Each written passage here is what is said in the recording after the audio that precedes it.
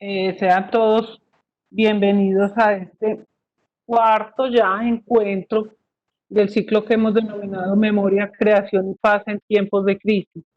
Este ciclo hace parte de la programación que el banco realiza en el marco del proyecto nacional y transversal a toda la programación, que es el de La Paz se toma la palabra, un proyecto que nació en la sugerencia cultural y ha cruzado todo el territorio nacional e incluso con alcances internacionales, eh, para buscar palabras para nombrar la paz, imágenes para significarla, y que ha generado una serie muy importante de procesos, más que de actividades, son procesos que se dan en los territorios más recónditos del país.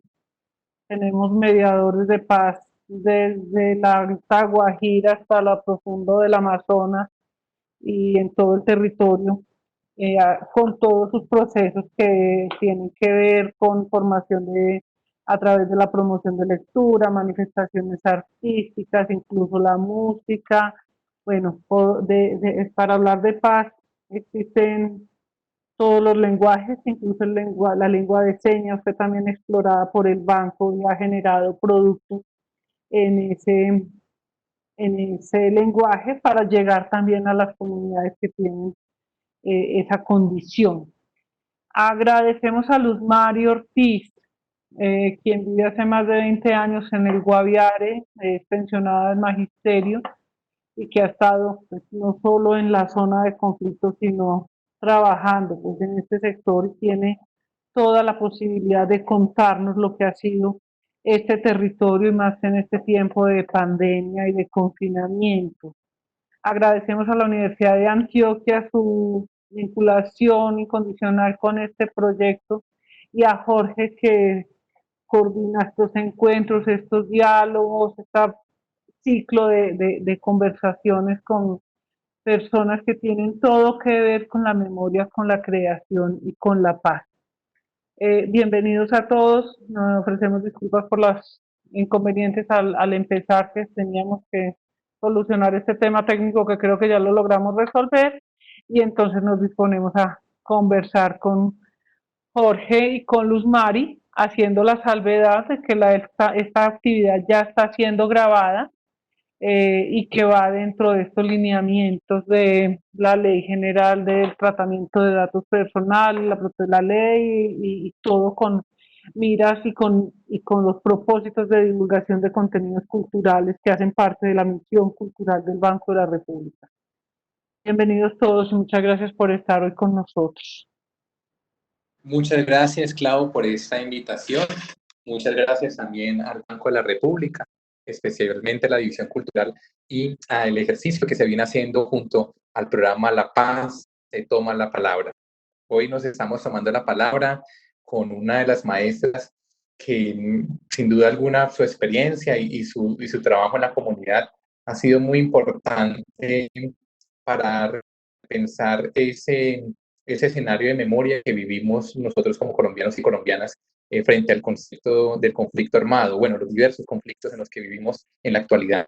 Entonces, pues quisiera también dar las gracias en esos momentos a la Facultad de Educación, que también se ha venido y se ha sumado pues al ejercicio, a la práctica. Desde la Universidad de Antioquia se ha creído y se ha gestado estos intercambios como un espacio de conocimiento compartido, donde la palabra no está del lado de aquellos que estamos haciendo investigación, sino también está tomada y está liderada por nuestros maestros y maestras en las comunidades, por esas personas que están haciendo el ejercicio, el trabajo de campo día a día en la ruralidad como en la urbanidad. Entonces, pues sin más preámbulos, le damos la bienvenida a Luz Mari Ortiz Esteves, maestra vinculada a todos esos procesos de resignificación de la memoria en el departamento del Guaviare de nuestro país, Colombia. Hoy también doy un saludo a todos los asistentes. Veo que nos siguen todavía algunos cuantos que vienen trabajando con nosotros en otras sesiones, y al mismo tiempo veo caras nuevas también que se han venido como sumando a esa experiencia. Recuerden que estamos en un ciclo de conversaciones, este es el cuarto ciclo, el cual tiene como objetivo hablar del Guaviare, ¿no? En esas circunstancias de conflicto y confinamiento que está viviendo el departamento y que estamos viviendo todos como país. Y bueno, los esperamos más adelante en los siguientes últimos dos encuentros que, finalizando este espacio, daremos alguna información para ello. Quiero, bueno, primero contarles que desde el 1995 llegué a este territorio y creo que las experiencias de vida, la cotidianidad y todas estas experiencias generadas por, por la violencia individual o colectiva, pública o privada, generaron una atmósfera en esta región. Cuando yo llegué era una atmósfera de silencio, luego voces que fueron tomando más fuerza, todas ellas con una gran necesidad de decir. Sin embargo, enmarcadas dentro del dolor y el miedo que generaba esta década de violencia, pues fue mi tarea como docente y con un grupo de compañeros y de amigos que nos organizamos en colectivos y redes, encontrar en la escuela un espacio para enfrentar como el conflicto, qué hacer nosotros desde allí. Y nuestra tarea creo que se convirtió en escuchar esas voces, primero desde la oralidad, después en la escritura. La producción textual fue una herramienta nuestra muy importante y viceversa, ¿no? De la lectura, la escritura, que nos permitía de pronto responder a todo lo que habitaban los niños y en los jóvenes con los que interactuábamos. En la primera diapositiva que quise preparar para los que me conocen un poco la región, es un departamento con 4 municipios. El primero, que es donde yo he vivido la mayor parte, que es en el municipio de San José del Guaviare, que es la capital de la esperanza se denomina.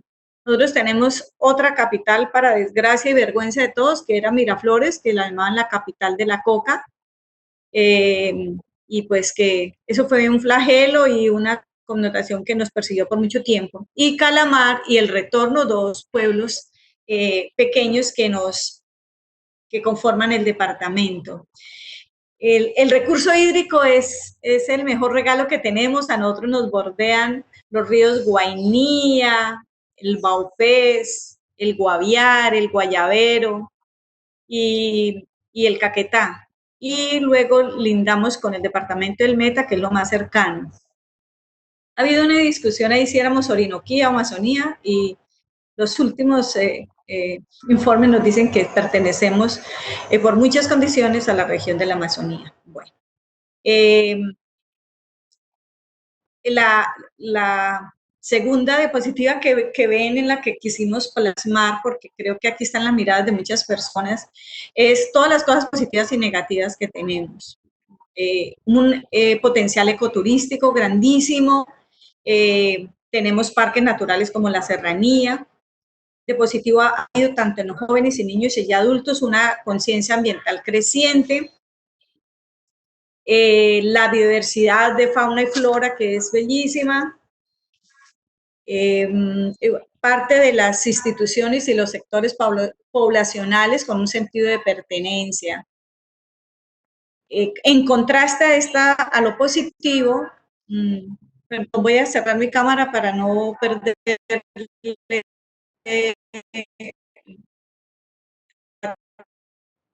atención a la diapositiva. Están estas cosas negativas, las que todavía cargamos y en las que nos enfrentamos aún los pobladores que habitamos la región. Está la producción de la coca, los cultivos ilícitos, gracias a que somos el único país que todavía sigue legitimando la fumigación, una fumigación que destruye todo tipo de producto. No importa si son alimentos de los campesinos, todo lo acaba. Y obviamente perjudicando a los suelos, que son tan frágiles. La erradicación forzada, no hay erradicación concertada y eso ha generado más violencia, la sigue generando. La contaminación de aguas y suelos, 2 grupos al margen de la ley que hemos tenido paramilitares, hemos tenido guerrilla y bueno, un poco estos grupos que quedan los disidentes porque en esa pérdida de la esperanza que todos teníamos con los compromisos después de la firma de la paz que pensamos el gobierno iba a cumplir y a dar soluciones más concretas a los campesinos. Hay limitadas oportunidades productivas, aquí no hay empresa, no hay fábricas, no hay, bueno, no hay oportunidades laborales, por eso la alta tasa de desempleo, las únicas fuentes de trabajo es trabajar con la gobernación o con la alcaldía. Y bueno, y toda esta problemática se redunda en un desplazamiento. La población campesina ha dejado el campo y se ha venido al pueblo o se van de la región. El fenómeno del desplazamiento es marcado porque agudeza, da una gran agudeza a la pobreza. Era bueno, ¿qué nos falta? Como maestra, así esté pensionado, sigo muy en contacto con toda esta con este sector y creo y soy una convencida que en el sector educativo encontramos y encontraríamos los caminos para enfrentar parte de las consecuencias que genera la violencia en el territorio. Entonces, mayor compromiso del sector educativo, sobre todo en procesos de innovación pedagógica, en proyectos escolares y proyectos pedagógicos de aula que puedan responder a las necesidades y a los problemas de los estudiantes. Una escuela que forme en el pensamiento crítico. Nosotros tenemos una alta corrupción política, casi siempre nuestros gobernantes están siendo investigados por narcotráfico, están en la lista Clinton. Bueno, todo este fenómeno que sigue marcando la vida de la región. La escuela tiene un elemento muy importante que es la construcción de los proyectos ambientales escolares. De ahí la gran importancia que haya una articulación de los planes de desarrollo de la política ambiental, que parte en la escuela, que la debe vivir la ciudad, la región. Y no menos importante los procesos de formación en ciencia política. En este momento hay un proyecto que se llama el fenómeno de la deforestación. Somos en índices de deforestación. Ellos hacen de control frente a la tala y a la deforestación. Obviamente habían ahí unos intereses. Sin embargo, ahorita ni la CDA ni las corporaciones que están creadas para la protección del medio ambiente, pues no pueden hacer mucho. No hay recursos para la inversión. Yo lo puse ahí. No es tanto que no hayan, sino que no se invierten de la manera adecuada o como necesita la región, ¿no? Entonces es un asunto que termina no siendo efectiva. Bueno, la anterior, en medio del confinamiento ha pasado una situación muy particular aquí. Ha habido un control para la entrada y salida de la gente de la ciudad, eso es bien cierto. Sin embargo, y estuvimos dentro del mapa de Colombia por mucho tiempo como 0 casos de COVID. Sin embargo, con la entrada de militares a la erradicación forzosa y violenta, pues han llegado muchos soldados con el COVID. Fueron los primeros casos que se identificaron en la ciudad.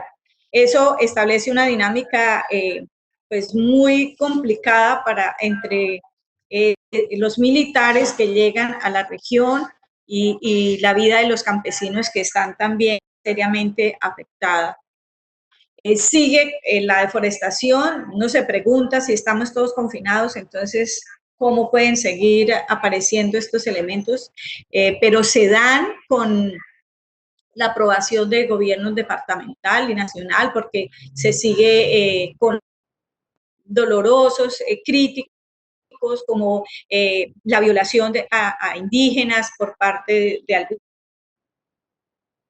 Y todo esto, pues, que lleva a pensar porque y a repensar qué pasa con la autoridad, con los que llegan representando a la autoridad, pues en qué condiciones psicológicas vienen los soldados que llegan a nuestro territorio, ¿no? Porque es poner en riesgo no solo para el COVID, sino para todos estos actos de violencia que se han estado dando y que se siguen dando.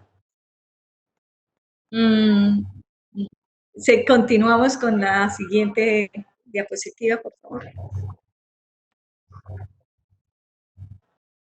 Bueno, contar historias desde la memoria, una estrategia para generar cultura y contribuir a la transformación de los contextos de violencia. Creo que ese fue nuestro quehacer durante todo el tiempo, que fue un ejercicio que hicimos dentro de las instituciones educativas, acompañadas de una universidad que marcó la historia nuestra en pedagogía, que fue la Universidad Nacional, que llega a través del programa de territorios de frontera. Creería que sin el acompañamiento y la mirada de la Universidad Nacional, de sus estudiantes, de sus egresados y de sus investigadores en la región, nuestro quehacer no sería lo que fue. Lo que continúa en la presentación es para dar cuenta cómo en esta escuela que soñamos, nuestro mayor interés fue por la lectura crítica, ¿sí? Una lectura crítica para la familia, ¿no? Que remitiera a la conversación, al diálogo, a la oralidad y a la escritura. Que participara de ejercicios de recordación y de memoria. Los espacios que fuimos creando, espacios que transformen, fueron pensados para transformar a quienes pudieran expresar ese pasado a partir de distintas voces, en una cadena constante que va de la lectura a la escritura y que nos permitiera escribir crónicas, cuentos, diarios de campo, sus diarios personales, en donde los estudiantes se sintieran escuchados y leídos. Estas narrativas fueron desarrolladas por proyectos pedagógicos de aula, fueron desarrollados por colectivos de maestros, por el acompañamiento de la Red Nacional de Maestros del Lenguaje, por la Red Interdisciplinaria Chiquete, que es una red regional la que estuvimos por más de una década. Ahora otros colectivos como la red Bisomutov, la red Voces de Litilla, que en la actualidad siguen en la perspectiva de que la escuela se convierta en un espacio para el diálogo entre estudiantes y padres, donde se pueda reconstruir el tejido social de una comunidad rural afectada por la violencia. Creemos y nos convencemos que la importancia del testimonio biográfico, tanto oral como escrito, que consiste pues, en narrar en el contexto del conflicto social, es de gran ayuda para los jóvenes y para los niños y para nosotras también, para nosotros. El testimonio pues hace parte de esa memoria asumida como una práctica narrativa de la que hay ya textos que circulan en la región y en la escuela. Al lado izquierdo de la diapositiva, izquierdo mío, están unos libros en los que hay parte de las publicaciones en las que he participado en un taller de escritores que se llama Guaviarí y algunas becas y convocatorias que ha hecho el mismo fondo. Pero no solo lo he hecho yo, lo han hecho también otros maestros, del que les escogí un ejemplo muy específico. La última producción que se llama La fuerza de las palabras, que se visibiliza es un compendio de relatos e historias de la geografía rural, y voy a leer un que me gusta mucho y que podría sintonizarlos de que les he estado hablando. Entonces dice: transitar por el territorio del Guaviare es una experiencia tan diversa y paradójica como lo es su paisaje, las formas que lo acompañan, su diversidad cultural y la gente que lo habita. Aquí se viaja por ríos que generosamente nos transportan y por carreteras pasables o caminos imposibles. Las vías son una constante incertidumbre, no hay certeza de lo que se puede encontrar por el camino. Sin embargo, lo que a mí me ha impactado es la destrucción de la selva para convertirla en potreros. Esta situación produce rabia contra los que han gobernado la región y las instituciones que se suponen deben protegerla, pero que con los años se convirtieron en cómplices y protagonistas de esta barbarie. Este es un párrafo del libro La fuerza de las palabras en el primer relato. Ahora, eso fue parte de mi producción como maestra y desde la narratividad. Hoy quiero compartir con ustedes un ejercicio muy lindo de una maestra que se llama Melania Rebellón, que hizo su formación con la Universidad Nacional, su maestría, y ella ha escrito, bueno, su investigación y un libro se llama El conflicto armado transformado en un cuento infantil. Ella sigue en la perspectiva que nosotros veníamos haciendo desde el año 95, que es desarrollar el pensamiento crítico en los niños, y este está sujeto a eventos socioculturales, y las instituciones educativas tienen el compromiso de abrir espacios para la integración de los miembros de la comunidad y las prácticas narrativas orales y críticas que puedan propiciar. Bueno, el primer ejemplo, texto que quiero compartirles es el escrito por una madre que cuenta pues su llegada acá. Dice que yo trabajaba en el Casanare, tenía mi hogar, mis 3 hijos y se me dio para venirme para el Guaviare. Pero la verdad no sabía en qué me iba a meter ni a dónde iba a llegar. Sin embargo, me vine y cuando llegué acá me arrepentí porque miré cosa que para mí no era, y con mis 3 muchachos, que en este caso estaban estudiando, estaban haciendo su primaria, había mucha guerrilla, y ya empezó a llegar el ejército, a llegar acá. Incluso aquí en esta escuelita hubo un enfrentamiento. El ejército mató a los guerrilleros. Bueno, un conflicto muy delicado acá en la escuelita, y eso fue aquí alrededor, y yo muy arrepentida de estar por acá, porque no debería haberme venido con mis hijos donde había tanta cosa, y siempre cosas pues que uno nunca esperaba. Y uno tiene que ser un botalón, un palo para sostener cercas, fuerte, porque con tantos conflictos armados y uno con muchachos hasta ahora levantándolos, y a ellos cualquiera buscaba cómo conquistarlo y llevárselos. Sí, yo en mi caso como madre, yo me tocaba, era ser muy fuerte y no dejarlos gaminear para ningún lado porque no podía. No podía porque si los dejaba ir para aquel lado, pues los perdía y me tocaba allí sostenerlos. Creo que abrir estos espacios en la comunidad educativa donde los padres se sientan que su voz tiene un lugar, que su escritura tiene un horizonte, estamos apostándole a una escuela distinta que responde al conflicto de una manera más comprometida. La siguiente diapositiva presenta el caso de otra madre de familia. A puño y letra, a los padres les encanta escribir para la escuela. En los cuadernos viajeros que van y vienen a las casas, los padres siempre envían algo para que en el salón de clase las profes lean. Y esta no fue la excepción. Entonces, doña Elena, una madre familia, les titula su texto Conflicto armado. Un caso que sucedió el 25 de abril de 2004. Hubo una balacera cerca de mi casa y mataron a un policía. Luego llegó la policía a mi casa y me llevaron para la cárcel de San José, diciendo que yo era una guerrillera y que había matado al policía, y que después que lo había matado me había vuelto evangélica, y me pusieron un denuncio por homicidio y rebelión. Pero como Dios conoce mi corazón y mi testimonio, y que de todos ellos de mí era falso, me dieron libre, quedando inocente de todo. Porque ellos todo lo que hablan, pero no solo los padres escriben en esta escuela, también los niños. para el cuento les permite a los niños presentar sus realidades. Entonces, vamos a leer estos siguientes cuentos de los niños en la próxima diapositiva. Entonces, había una vez un guirijuelo que se encontraba en su nido.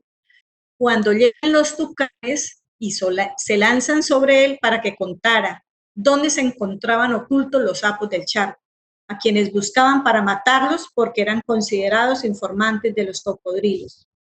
Y el cirijuelo tuvo que dejar ahí su nido porque los encontraban y matan sus polluelos y no le daban la oportunidad de nada y buscaban nidos y nidos matando a cada animal que encontraban.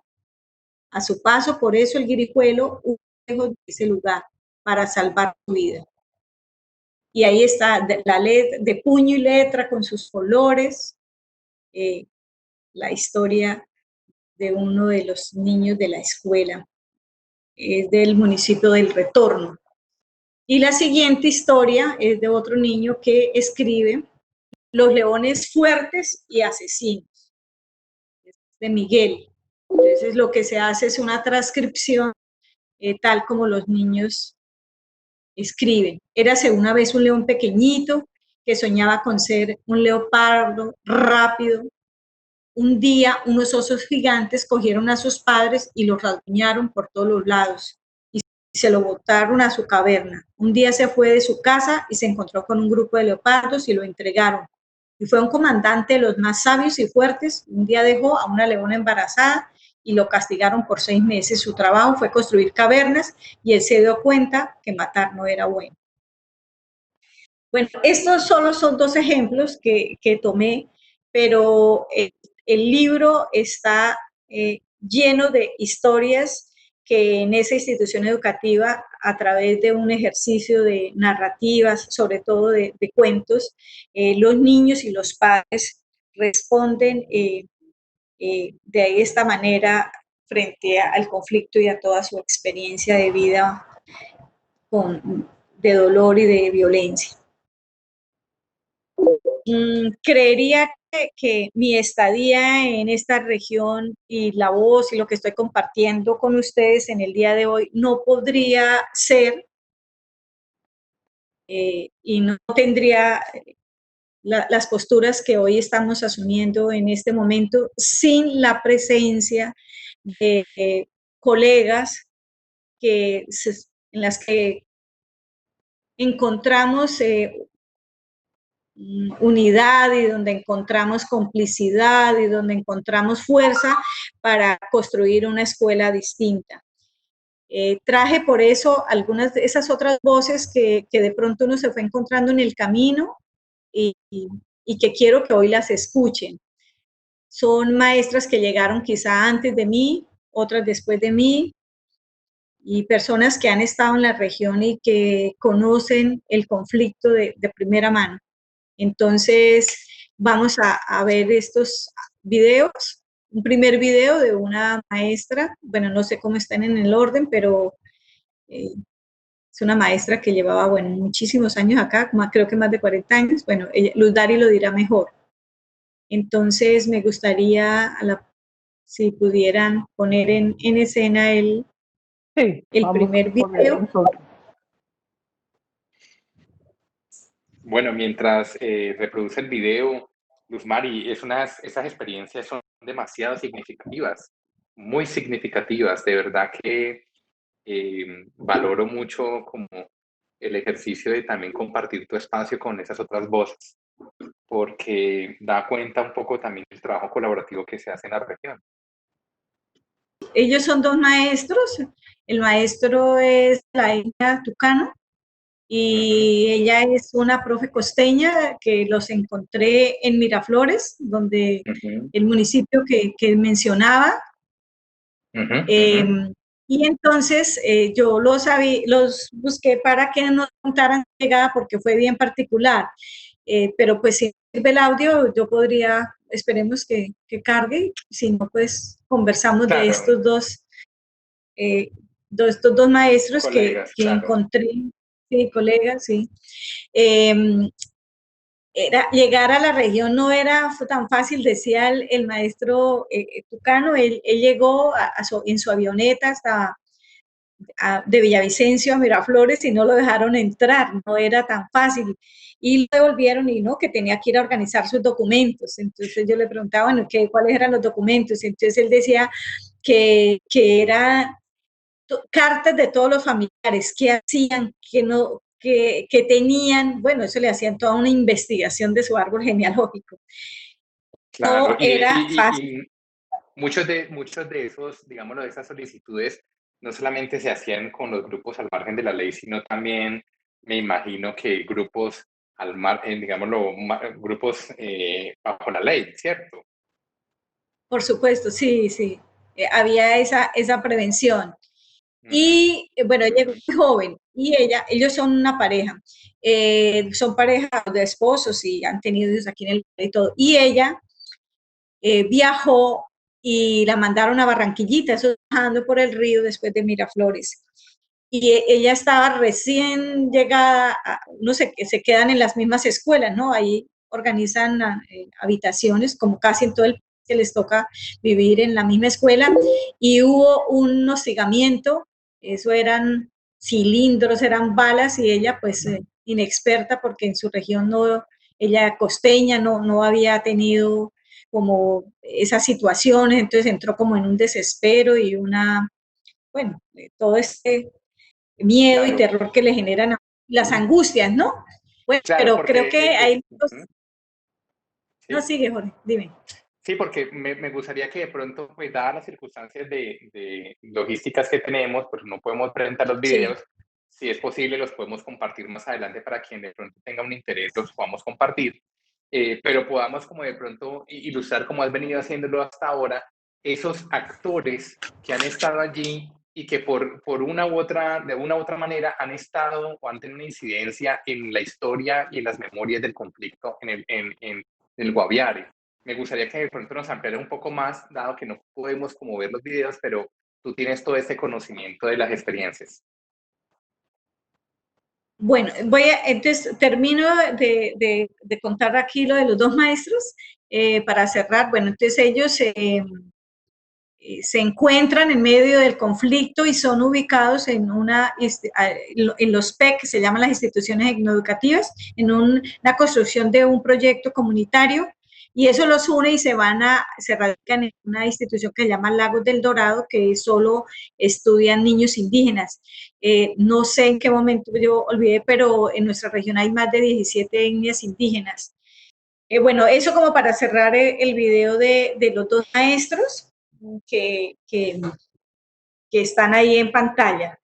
Bueno, la imagen que se está pasando ahí es de Georgia, ella es una transgénero, que están aquí organizándose eh, en una fundación, están haciendo una como reivindicación de sus derechos. Y ella es de un lugar de Miraflores. Su papá era fundador del lugar donde ella habitaba, y yo quise compartirles el relato de ella es porque fue las circunstancias que ella vivió en esa escuela. Entonces ella era de las más grandes, fue una toma guerrillera muy fuerte, ella terminó eh, escondiéndose y escondiendo a sus compañeros, ¿no?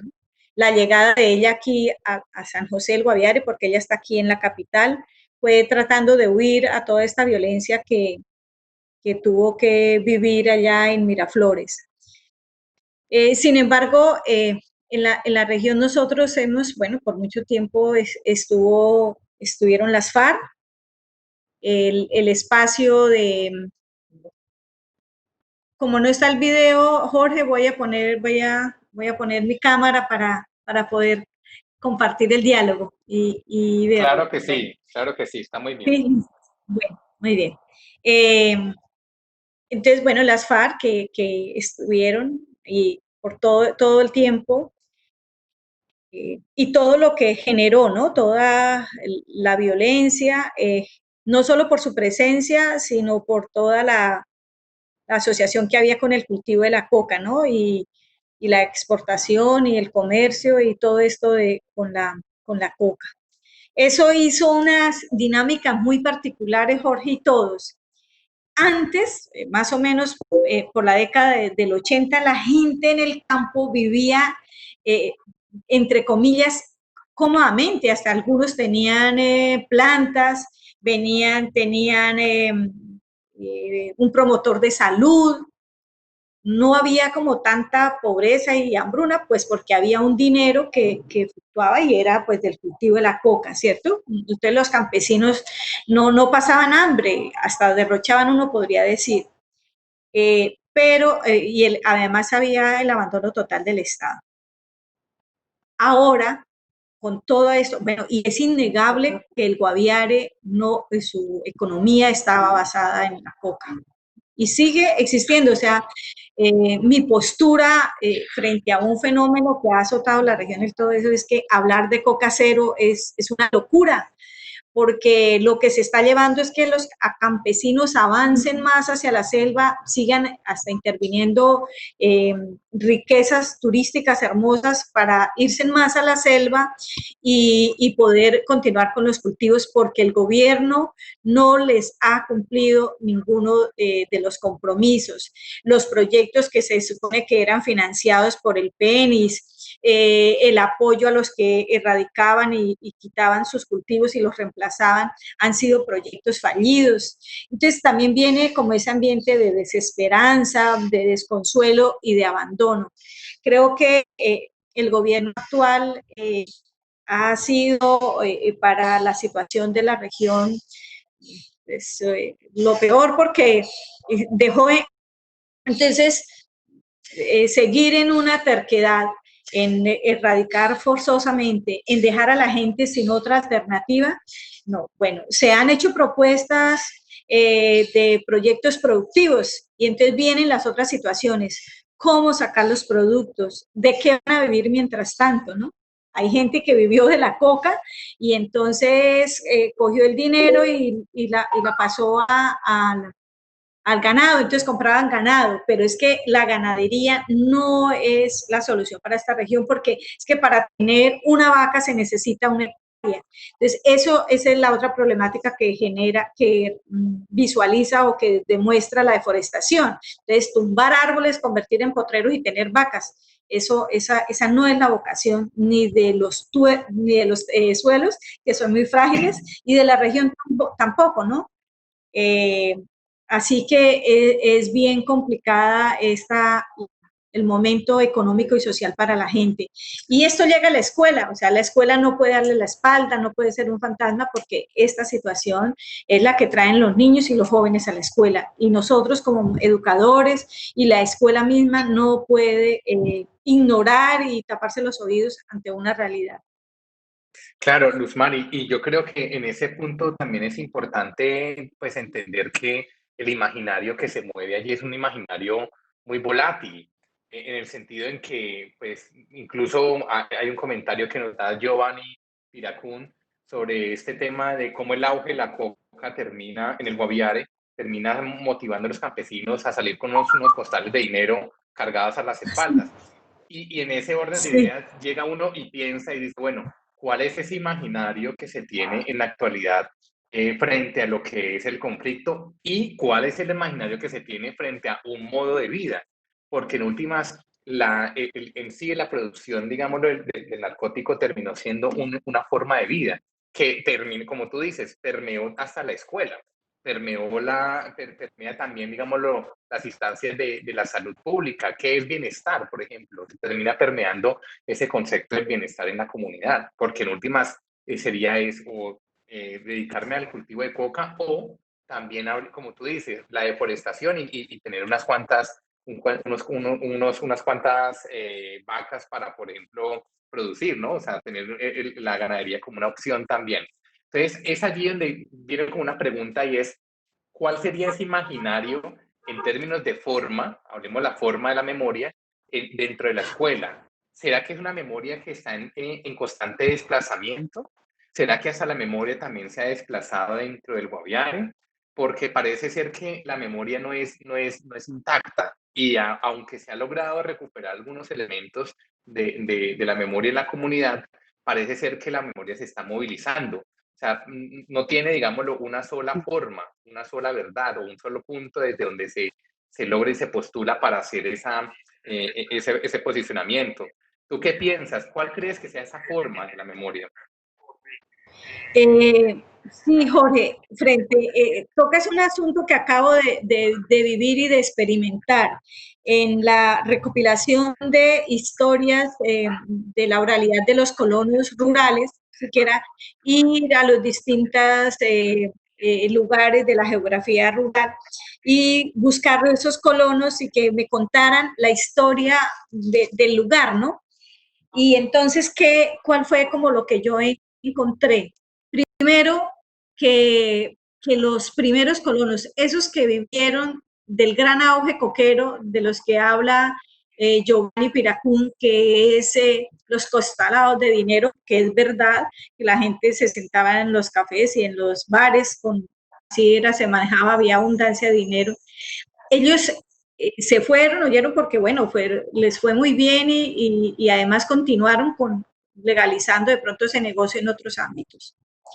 Pero recuperar esa memoria para mí fue muy complicado, primero porque no encontraba esos colonos, han llegado otros y que es un campo de viejos, o sea, en zona rural, los jóvenes huyen, se van porque ellos quieren otras comodidades, la tecnología los llama, o sea, ven que el campo aquí es muy complicado, o sea, desplazarse uno, los maestros que viven y que les toca estar en las zonas rurales es bien difícil, porque las vías son fatales, porque las condiciones son tan... Entonces, no es tan fácil. Sin embargo, la escuela sí es un lugar propicio, pues porque uno tiene ahí como las fuentes para la memoria. Pero hay dos circunstancias. Algunos que niegan y darle la frente al asunto, frente a la producción de la coca, hay muchos temores y muchas reservas, y más con este gobierno actual que ha satanizado y que quiere a toda costa terminarla, ¿cierto? Entonces, construir memoria en condiciones así es complicado, sin embargo hay que hacerlo. Bueno, y entonces, para el ejercicio de reconstrucción de memoria que yo hacía, entonces me hacían el relato en 2 o 3 renglones, o sea, eran insumos muy, muy cortos. Entonces puede haber una memoria también con ficción, porque los niños y los jóvenes y nosotros los adultos también, cuando queremos hacer un poco de memoria, faltan muchos datos y prefirieron ya no hablar del asunto, como que querían hablar. ¿Por qué, Jorge? Porque la firma de la paz para la región y para la gente rural y para los que estaban tan cerca de la guerrilla era una esperanza, estaba latente, era como la oportunidad que todos queríamos. Los guerrilleros estaban cansados, la gente también, los campesinos. Se esperaba como otra realidad, otra situación para los pobladores, pero y sobre todo para los colonos rurales y no se ha logrado, ¿no? Claro, Ni creo ni Mari, se vaya a lograr, pero, señor. entonces desde ese punto de vista, parece ser que, por ejemplo, tu rol como maestra implicó en algún momento pensarse la formación más allá del, digamos, del currículo, más allá como de ese punto de partida que tiene el maestro siempre, que es el área disciplinar. La pregunta sería, si no está el currículo allí, en ese lugar de tensión para poder decir cuál es como ese trayecto que yo como maestro, maestra voy a seguir en términos de formación, ¿cuáles serían esos principios de orden ético que estarían delimitando, marcando la práctica del maestro? ¿Por qué? Porque si en ese momento se estaba viviendo y se legitimaba en cierta medida que la producción de coca era una forma de sobrevivir, una forma de producir, e incluso también, digámoslo, la deforestación se legitima como una forma de producir, de sobrevivir en medio en un mercado. Entonces, ¿cómo desde allí el maestro o la maestra intenta elaborar o hacer unas elaboraciones en la escuela para llevar para tensionar, para discutir, para poner en tensión ese principio ético que ya en la comunidad se había legitimado, se había se había como naturalizado. Jorge, muy importante lo que señalas porque, claro, para hacer una apuesta de escuela, porque la escuela aquí es una escuela distinta, es una escuela refugio. Muchos padres enviaban y envían a los estudiantes a estudiar porque en la escuela se les soluciona de pronto la comida o están fuera del conflicto, habían internados, allí como que era una manera de preservarlos. Es innegable que hay que hacer una ruptura con el currículo tradicional, o sea, esa lista de mercado con planes de estudio tan bien elaborados y tan formales, hay que romperlos y hay que hacer una escuela que responda a las necesidades, a los problemas, a los intereses de los niños o de los jóvenes o de la comunidad, ¿no? Cuando uno tiene esa apertura, esos horizontes para la educación, entonces la escuela empieza a tener sentido, porque es que en la escuela hay que formar es para la vida. Entonces, hacer esa ruptura con paradigmas tradicionales, no solo para ver el conflicto, sino también para enseñar a leer y a escribir, que creo que esa es la gran fortaleza, porque cuando leemos y escribimos el mundo y lo hacemos de manera crítica, estamos transformando. Es posible hacerle y darle una respuesta al conflicto, o sea, no podemos quedarnos en el conflicto sumidos, sí hay mucho dolor, hay mucha angustia, pero la escuela tiene que dar una respuesta a esta situación. Entonces, no sé si me he Claro, hecho entender. porque yo creería que es evidente, o sea, la idea que tú planteas es una idea revolucionaria no solamente desde el punto de vista curricular, sino también desde el punto de vista crítico, ¿no? Con lo que se vive dentro de una comunidad, porque pues en últimas el currículo termina siendo como ese reflejo de la comunidad, se termina siendo como esa manifestación viva de lo que pasa en la comunidad. Pero mira que, por ejemplo, tomemos este punto para hacerte la siguiente pregunta, que también lo hace Giovanni Iracún, y nos dice, aún hablar de ese tema por las personas que vivieron es complicado, aún tienen miedo de hablar. La casualidad, un estudiante, por casualidad, dice él, un estudiante entrevistó al abuelo como un ejercicio académico y en el video percibía un poco la incomodidad del abuelo al hablar sobre esa época, como si al grabarse le pudiera pasar algo, aunque él decía que él no se metía con ellos y por eso no le pasó nada. Entonces, es también como, digámoslo, hay como cosas que no se han dicho, cosas que todavía están por decir, y que en medio, digámoslo, de eso que no se ha dicho, ¿cuál sería como ese rol que se tiene tanto de maestro como de ciudadana para poder movilizar este proceso formativo? Esa sería una primera pregunta. La segunda es, súmele a eso el confinamiento. Porque si estamos en medio del encierro, ¿cómo hacer, digámoslo físicamente? Pues es una metáfora también allí la que está explícita en términos instalativos, y es, si hay un encierro, porque vivo en medio de un encierro, entonces, ¿cómo hago también para poder deconstruir, para poder salir y para poder cuestionar esas cosas que dicen quién soy yo? Y que en últimas, pues me da pena y no es tan fácil para mí expresarlas.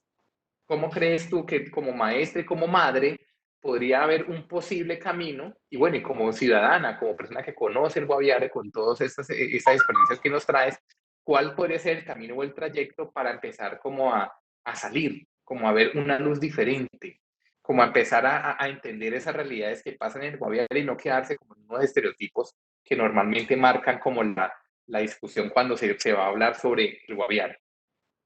Perdón, Luz María, antes de que sigas y como complementando o ampliando la pregunta que propone Jorge, es que a mí me preocupa y lo hemos percibido no solo en Guaviare, pues en muchas regiones del país, en que ese papel del maestro es tan fundamental en las relaciones familiares y en las relaciones entre las familias, de las veredas y en los lugares apartados. La escuela es casi que el lugar seguro, el puerto seguro de los niños o de las familias. Entonces ahora en confinamiento ese tema puede estar todavía pues más acrecentada la sensación de inseguridad. Entonces también quería como poner ese tema sobre la mesa pensando en que los niños perdieron ese espacio seguro que significa la escuela en muchos casos.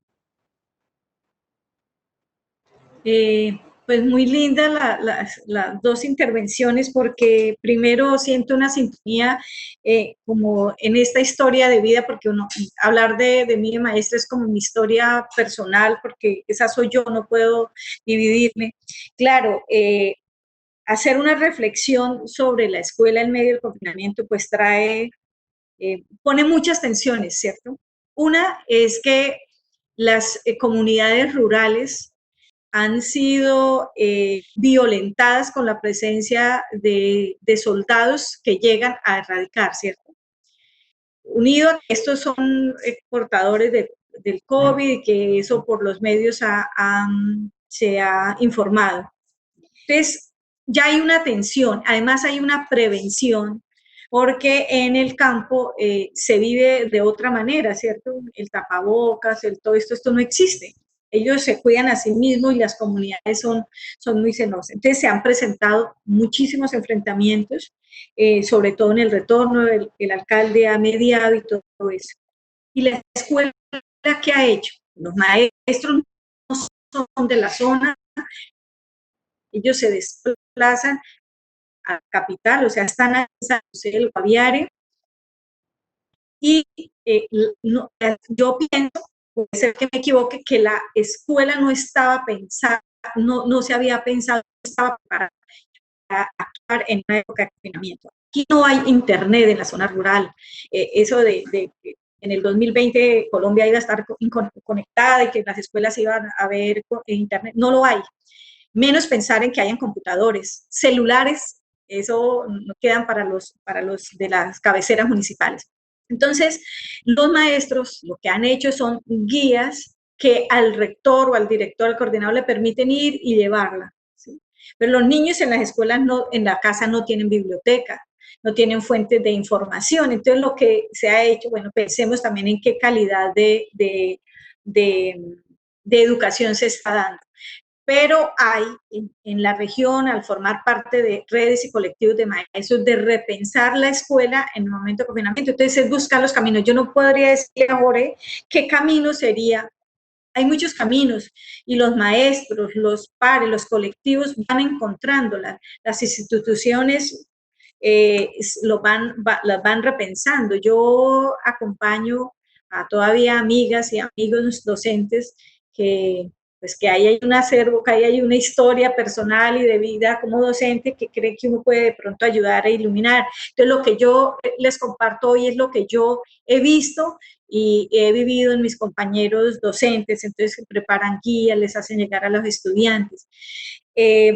Pero contextualizadas, es decir, hay un momento al que históricamente está marcando el mundo y está marcando el país y a la región. Entonces, son unas guías en las que participan más los papás, se propician actividades en las que ellos también sean más colaborativos, que ayuden en la casa, se proponen actividades, la profe de educación física propone cosas de cocina, de saltos, aprovechando ese espacio. Y la familia ahora es una familia que educa, ¿no? Una familia formadora. Es más, algunos trabajos uno les ve cuando se leen, por ejemplo, si son de creación, la pincelada del papá ayudando, ¿no? Así que es una escuela que se mueve de una manera distinta en un momento de inseguridad total. Una inseguridad porque primero no sabemos esto cómo va. Aquí estábamos pensando que estábamos salvados, ya no estamos, estamos también contaminados, ya hay más de 45 casos. Y eso, aquí no se va a abrir escuelas, se va a seguir trabajando en educación virtual, que no es virtual, en educación en casa, podríamos decir. Y los maestros también se la están jugando en reinventar sus propias guías y los propios materiales que tienen los niños. Claro. En ese sentido, Luz Mari, creería que vale la pena, porque me imagino que hay muchas preguntas en estos momentos, que abramos el micrófono a las personas que tienen ese interés de poder compartir contigo y de hacer no solamente preguntas, sino también de contarnos experiencias que estén en el marco de esta práctica de vida, porque todo el tiempo estamos pensándonos en memorias, todo el tiempo estamos pensando en nuestra práctica, en nuestro escenario de vida como algo que que nos dé un recuerdo, que nos da como pistas de lo que pasa en nuestra existencia, pero que también implica un relato diferente porque estamos en medio del encierro. Entonces, no sé si te parece, Luzmari, abramos los micrófonos, miremos a ver quién más tiene preguntas. Por allí, bueno, Tatiana Pinto también nos dice qué bonitos esos procesos, felicitaciones. Bueno, invitamos a Tatiana, a Giovanni y a los otros colegas que nos están visitando el día de hoy como para que también nos hagan esas preguntas. Buenas tardes, mi nombre es Giovanni Andrés Viracón. Sí. Soy docente de la institución Manuela Beltrán, estoy haciendo un reemplazo y estoy viviendo como esa época de pandemia aquí con los estudiantes en San José del Guaviare. Hablando como de esa experiencia de haber vivido, antes de haber trabajado en un colegio privado y ahorita estar en un público y viviendo esa pandemia, es ver las dificultades que se presentan con los estudiantes, porque al principio cuando llegamos, o bueno, cuando yo llegué a trabajar en la institución, las guías estaban todavía basadas en las temáticas que se tenían que ver en el segundo periodo y tenía que yo realizar esas guías, pero con el tiempo esas mismas guías que se iban entregando empiezan a ser más flexibles, ya no empezamos, ya dejamos un poco al lado la temática que se ve, por ejemplo, si vienen con los grados estos, entonces que el género literario, que el narrativo, que el lírico, entonces no, aprovechar eso como ponerlos a crear. Un ejercicio muy bonito que hice con los chicos fue que ellos escribieran un cuento y se grabaran narrando ese cuento, pero de una manera dinámica, en donde ellos creaban sonidos, creaban la ambientación sonora de ese cuento, y fue un ejercicio muy bonito con ellos. Pero algo dentro de las dificultades que uno ve es que no todos los chicos pudieron hacerlo, no todos los chicos podían acceder a hacer este tipo de ejercicios que llamamos la academia virtual, entre comillas, porque la verdad no es así, no se puede dar. Las guías tienen que ser demasiado claras y específicas para que los niños puedan trabajar desde casa porque no tienen acceso a internet. Yo tengo estudiantes que están en veredas, que ellos vienen, los papás vienen en cada 15 o cada vez que pueden, o cada vez, recordé un caso de una señora que me llamó, me dijo, hasta ahorita pudimos ingresar al pueblo porque con estas lluvias el caño se creció y uno no podía pasar. Entonces, muchas dificultades se presentan en la escuela y donde la flexibilidad dentro del docente es importante a la hora de trabajar con ellos. Giovanni, como la experiencia que tenía. Una pregunta también, Giovanni, y frente, digamos, a este ejercicio, o bueno, frente a estas prácticas de vida que estamos viviendo en términos del confinamiento, ¿se ha recrudecido, por ejemplo, escenarios de pronto de violencia infantil, de maltrato, incluso también, digámoslo, de esos momentos en donde al parecer se concentran como no solamente en el núcleo familiar, sino también en la comunidad, porque parece ser que también está como recrudeciéndose el conflicto en medio del encierro, o sea, como que el conflicto se llevó, ya no está en la plaza pública, sino que está en la casa. Eso es lo que en algún momento sentimos y pensamos las personas que hemos venido como mirando la evolución del conflicto en medio de la pandemia, bueno, de la contingencia de salud. ¿Tú qué opinas? Bueno, frente, porque lo que yo llevo con la institución son pocos meses, lo que yo he podido observar es más, no podría hablar sobre el conflicto, no podría decir si he visto, porque ni siquiera yo conozco a los muchachos, o sea, todo mi contacto con ellos ha sido a través de WhatsApp, llamadas telefónicas, algunas veces clases por Zoom. Te pongo un ejemplo, tengo 4 cestos, van 40 niños en cada cesto, y hago una clase de Zoom para ver quién puede ir. De 40, estamos hablando de 100 y punta de estudiantes, solo me van 15, ¿sí? Lo que yo puedo hablar es como que la educación virtual, por así decirlo, o este momento la educación se los está dando a ciertas personas que pueden tener cierta posibilidad de acceder a ella. Si hablamos del conflicto, si hablamos del bullying o el matoneo, creo que eso no sé si se dé, creo que no, porque no está el contacto entre los mismos estudiantes. Hablar más allá no te podría decir por lo poco claro, que llevo.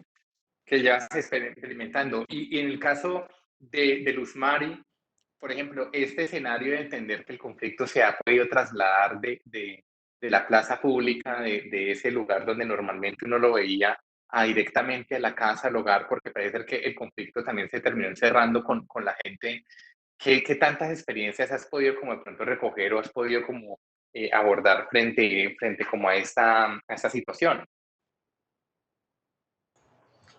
Bueno, fenómenos que he visto en la educación es primero una alta deserción. Los alumnos han abandonado la escuela por varias razones.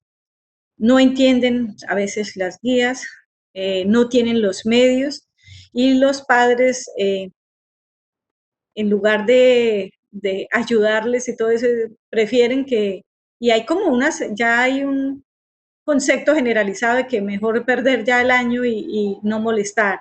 Entonces, sí se han retirado. Además, la situación económica de muchos de las familias es grave, es gravísima.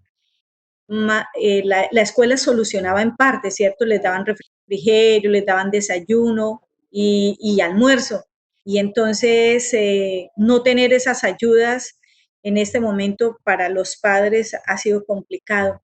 Y la violencia en muchas, de muchas formas, ¿no? Cuando los niños están en la escuela, bueno, en la casa ya estarán menos tiempo y hay menos conflictos. Pero aquí ha sido muy complicado sostener en las casas a los niños todo el tiempo porque sí ha habido una rigurosidad en qué, en el confinamiento y el 100% de la población vive del día a día. Entonces, el señor que pasaba por la calle ofreciendo el plátano, el tomate y la papa, como no podía hacerlo, bueno, ¿y ahora qué pasa con ello? ¿No? Entonces, la situación económica muy complicada. Entonces, creo que prefieren mirar cómo solucionan cómo vivir y sobrevivir y que ir a la escuela o que cumplir allá con las tareas y los maestros. Además, muchos no pensaron en eso, entonces cada uno mandando las guías, los chicos se enloquecían. Falta también que todas las instituciones hicieran un trabajo interdisciplinario, que se optimizaran, por ejemplo, los textos de un área para hacer análisis a partir de otras disciplinas, un eje transversal que les permitiera a los chicos también hacer un ejercicio, pero pues para eso tendrían los maestros empezar por hacer esos ejercicios disciplinarios, ese diálogo que manteníamos en las redes y en los colectivos es urgente, el tiempo lo exige, así sea virtual, ahora existen muchos medios de hacer interacción, pero escucho, o ellos escucharán hoy mi voz, que es la voz de otras personas, entonces me parece muy, muy importante. Y lo otro, Jorge, es que la producción de coca generó que muchos campesinos fueran encarcelados por los 30. Entonces, esos, pero los pequeños, los que tienen unas pocas plantas, porque los grandes productores no han sido. Y la cárcel de la región, casi siempre los que uno encuentra allí son por este fenómeno. Y eran familias que vivían y que viven y que sobreviven con el cultivo de coca. Entonces, también repensar en esta otra circunstancia de los campesinos de la región, ¿no? Claro, Han sido, claro. son por eso y por Tala, ¿no? Y por Tala. A los Claro, campesinos les aplica claro. precisamente eso. Digamos, esa figura también, digámoslo, de cómo se mantiene una comunidad que pues toda la vida aprendió también a hacerlo a través de la actividad ilícita, pues llega un momento en que también cuestiona como esas prendas de garantía que tiene la persona a la hora de decir, bueno, ¿qué voy a hacer en un tema, digámoslo, de encierro donde no tengo cómo producir y que toda la vida he aprendido también a hacerlo de otra manera, ¿no? Y desde allí creo que también, sí, digámoslo, se vuelve un poco interesante el reto para el maestro. ¿Por qué? Porque parece ser que el reto del maestro en esos momentos es un reto más de reflexión e introspección. Es tratar como de buscar que tanto padres de familia como estudiantes logren reflexionar un poco sobre esas formas en cómo nosotros hemos configurado nuestros estilos de vida, nuestras formas de vida. que para estos tiempos de confinamiento, pues a todos esa pregunta creo que nos interpela, toda esa pregunta nos llega, ¿no? O sea, ¿por qué estamos viviendo de esta manera? ¿Qué fue lo que pasó hasta estos momentos de la historia de mi ser que me dice que tengo que vivir o cambiar o pensar de otra manera? Entonces, y parece ser que eso también se está despertando entre los maestros, ¿no? Dentro de las personas que acompañan esos procesos. Sí, sí, así es. Y además, esta región le tenemos que, para verla y para encontrar los caminos, hay que hacer un enfoque territorial. No podemos seguir trayendo lineamientos y ministeriales que se hacen en Bogotá mientras las circunstancias, tanto del conflicto y en el conflicto, porque aún siguen. Aquí tenemos frente de guerrilla que no se ha desmovilizado, aunque hay, paradójicamente, tenemos también dos espacios territoriales de los desmovilizados. Entonces, hay dinámicas todavía muy particulares en las que la sociedad y las comunidades rurales se están moviendo y que la escuela tiene que ayudar a repensar. Yo creería que el ejercicio que compartimos hoy de Melania Rebellón y del propio al que me dedico ahora es escribir parte de esa historia que se está olvidando o de los que ya la hicieron y se fueron, pero de los que quedan, por ejemplo, de los niños, las circunstancias ahora en las que se mueve la región, es importante también seguirlas Sí, o sea, continuando, exacto, las sí, narrativas distintas. exacto. O sea, motivar como esa necesidad de tener que contar, de hablar, para Exacto. no recurrir al callar, sí.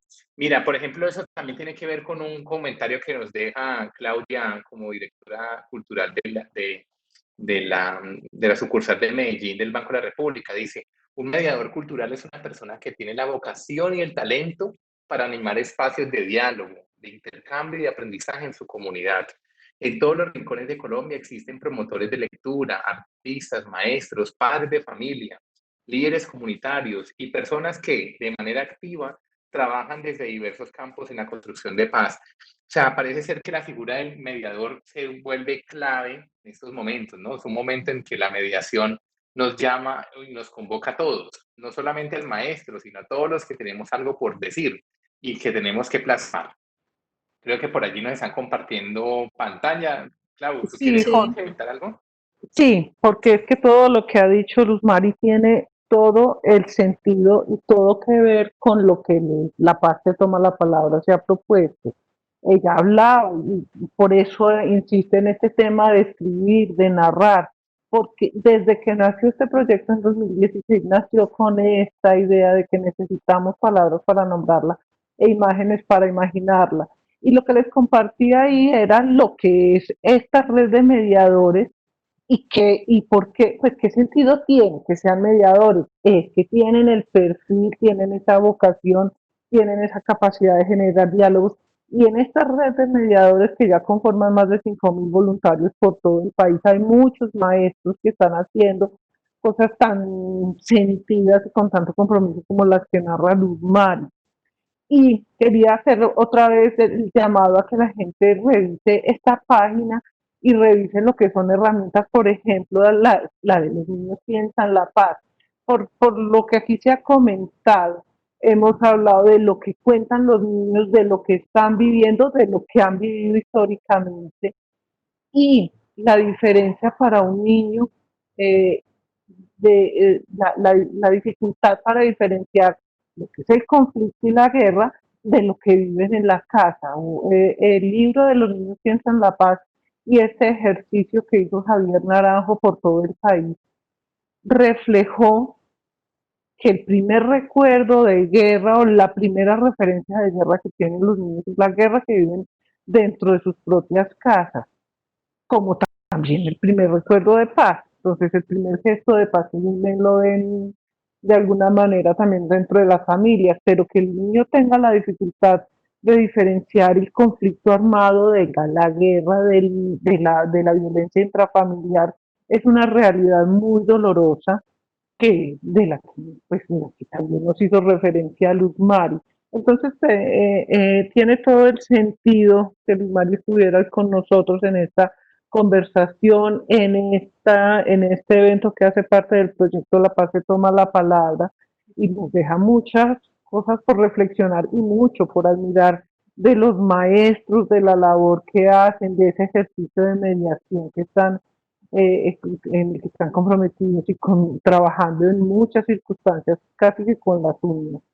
Entonces, solo quería como agradecerle todas esas reflexiones que yo creo que nos calaron hondo, como lo hizo también Erika en su momento, y como lo hemos podido hablar desde la memoria, desde el punto de vista de los maestros y el conflicto, y como seguiremos hablando en los eventos que nos faltan de este ciclo de Sí, encuentros.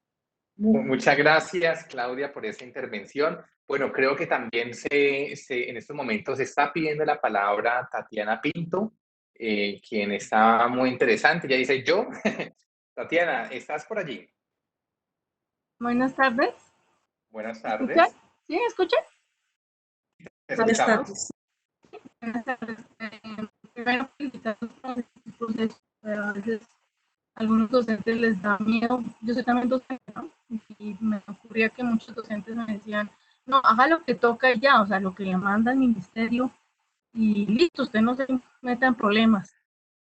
Pero hay una fuerza en uno como esa necesidad de intervenir y ser, bueno, mediador y hacer que se visibilicen esas historias que están ahí, que somos nosotros mismos, y que se haga una memoria de todas estas situaciones. Yo soy docente, aunque pues desafortunadamente tuve un accidente en este momento, ¿no? Pero que todo esto que está pasando nos hace repensarnos y de alguna manera nos invita a de una u otra forma estar allí presentes para ayudar a cambiar la sociedad desde nuestras posibilidades, ¿no? Entonces agradezco a las personas que realmente se comprometen como en hacer un mejor mundo desde las posibilidades que tengan, sean como mediadores o como docentes mediadores, y agradezco su labor. A veces como decían, es con las uñas y pues es un proceso que realmente hace que las personas tengan su catarsis ahí y se construya paz desde este encuentro de uno mismo con esas experiencias que de pronto son muy dolorosas, ¿no? Claro, claro. Muchas gracias, Tatiana, por compartir esa experiencia que sigue siendo y pues que nos sigue como convocando a todos en calidad de ciudadanos y ciudadanas. Bueno, también tenemos personas que nos acompañan de otras partes de Latinoamérica. Creo que también vale la pena que podamos conversar un poco alrededor de ello. No sé si alguien quisiera participar. Buenas tardes a todos. Bueno, yo soy Brenda Campa, de acá de Zacatecas, México. Nada más había una pequeña intervención sobre lo de los dibujitos y todo esto que hacen los niños. Cuando yo tenía como ¿qué serán? Unos 9 años más o menos, en el 98, 97, bueno, mi padre llegó con un libro que se llamaba Las voces del espejo. En ese libro había como cuentos y poemas, pero sobre todo dibujos de niños zapatistas, bueno, que tenían el conflicto de los zapatistas. No sé si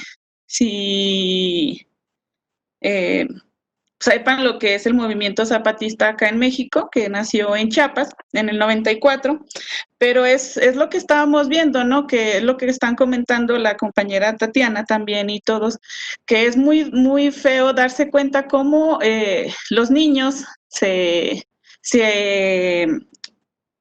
lo ven como natural, ¿no? El conflicto o las cosas que pasan a su alrededor cuando realmente es ofuscante.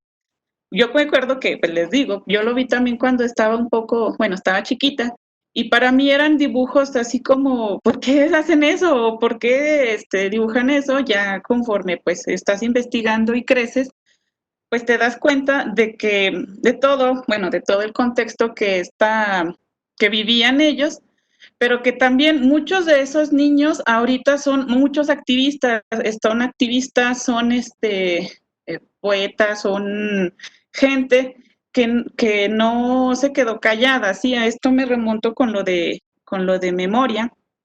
Y más que nada porque no recuerdo exactamente el título así, total del libro, pero creo que era algo así como, ay, no me acuerdo. Era algo así como las voces del espejo, cuentos, no sé qué demonios, y perdón, para construir futuro, ¿sí? Entonces ahí se ve que este tipo de mediadores, que se me hace una palabra muy, muy adecuada, que nunca lo había visto de esta manera, sí, sirve de algo y que de cierta manera nuestras vocaciones como maestros o como este tipo de mediadores sí dan frutos y sí se puede tener como unas personas más críticas, ya si seguimos en continuo, pues sí sigue en continuo crecimiento hacia esa, como a ese futuro, ¿no? A esa sin memoria, por así decirlo. Gracias, Brenda, por esa reflexión. De verdad que es muy interesante cómo entiendes y cómo logras como acercarte también como a estos procesos de memoria que no son ajenos para ningún tipo de pueblo latinoamericano en el que estamos, ¿no? O sea, Colombia no es solamente el espacio donde se ha venido repensando el lugar de la memoria y mucho más ahora en estos tiempos de confinamiento. Somos conscientes que el conflicto en diferentes países latinoamericanos sigue recrudeciéndose y es evidente pues que, como dice Claudia, terminan también pasando por esa dimensión íntima y personal que está en la familia, ¿no? O sea, cómo desde la familia también se terminan contando esos relatos. Bueno, tenemos a nuestra entrevistada Luz Mari, no sé si de pronto Luz Mari quisieras decir algo para cerrar, para acercarnos ya a este momento de como se dice, de finalización, para finalizar el espacio. No, pues agradecer este espacio para escuchar también a quienes hablaron y enriquecieron este diálogo, porque esa era la idea, ¿no? Que se reunieran muchas voces alrededor de un asunto que nos convoca a todos, que es la construcción de la paz, en las que regiones como la nuestra la anhelamos día a día por nuestros niños, por nuestros jóvenes, y teniendo la certeza que todo lo que hagamos en la escuela con un niño, un joven, va a dar frutos. Es muy enriquecedor uno encontrarse después a sus exalumnos siendo profesionales exitosos o liderando justas causas. Es para uno un motivo de orgullo y mucho amor. Entonces, hablar de algo que ha sido mi pasión, que ha sido la pasión de tantos otros colegas que se reúnen alrededor de estos intereses, es un placer y muchísimas gracias, y espero que la Universidad de Antioquia siga con estos conversatorios que abren caminos y espacios para la construcción de paz. Bueno, muchas gracias, de verdad, Luz Mari, por estar con nosotros. Para nosotros es supremamente importante esas participaciones. De verdad que nos simpatiza mucho que ustedes puedan también como encontrar aquí eco, ¿no? Encontrar un lugar como también de colegaje y que también puedan contar con nosotros en el marco del programa La Paz se toma la palabra, del Banco de la República, como también de la Universidad de Antioquia. Quiero antes, digámoslo, de cerrar, no sé si Clau de pronto tiene algo adicional para yo poder presentar la pieza del próximo conversatorio. No, Jorge, agradecerle a Luz Mari en nombre del Banco de la República y hacerle además un reconocimiento. Si bien no hace parte de la red de mediadores del banco, tiene todos los méritos y toda la posibilidad, admiración total por lo que ha compilado, por su experiencia y por el trabajo en comunidades que han vivido el conflicto de una manera distinta como la vivimos en la ciudad. Invitarlos, sí, para que nos sigan en las redes, en Red Cultural, estamos en el Instagram y en Facebook y en la página web del Banco banrocultural.org para que se enteren de este y otros eventos que están sucediendo por todo el país y en las 4 líneas de acción que tienen que ver con la programación del Banco de la República, ya sea de música, artes plásticas, antropología y temas de literatura, y pues aquí estamos con el proyecto de La Paz que toma la palabra del Banco de la República, apoyados para ese específicamente por la Universidad de Antioquia y con la presencia de Jorge como profesor de esa institución.